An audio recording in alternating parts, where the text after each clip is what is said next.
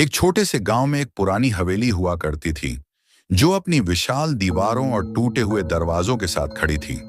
हवेली के आसपास के पेड़ सूखे हुए थे और उनकी टहनियां हवा में हिलती रहती थीं, जैसे वे किसी अनजानी आवाज को सुनने की कोशिश कर रहे हों। हवेली के बारे में गांव में कई कहानियां प्रचलित थीं। लोग कहते थे कि इस हवेली में भूत रहते हैं और जो भी वहां जाता है वह कभी नहीं लौटता है।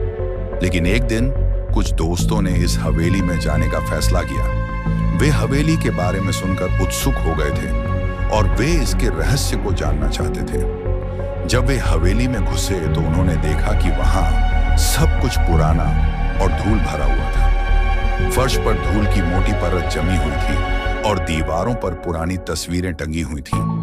अचानक उन्हें एक कमरे में एक पुरानी तस्वीर मिली। तस्वीर में कुछ लोग खड़े थे, लेकिन उनकी आंखें काली थीं। दोस्तों ने तस्वीर को देखा और उन्हें एक अजीब सी अनुभूति हुई। जैसे ही उन्होंने तस्वीर को छुआ, कमरे में एक ठंडी हवा चलने लगी। उन्हें लगा कि कोई उनके पीछे है। जब वे पीछे मुड़े तो उन्होंने देखा कि तस्वीर में खड़े लोग उनके सामने खड़े थे।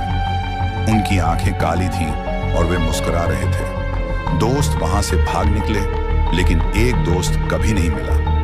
लोग कहते हैं कि उस दिन के बाद से उस हवेली में कोई नहीं जाता है। हवेली के आसपास के लोगों का कहना है कि रात में उस हवेली से अजीब सी आवाजें आती हैं और हवेली के अंदर रोशनी दिखाई देती है। आज भी उस हवेली के बारे में कई कहानियां प्रचलित हैं और लोग उसे देखने से डरते हैं। हवेली खड़ी है अपने रहस्यों को छुपाए हुए, और जो भी वहां जाता है वह कभी नहीं लौटता है।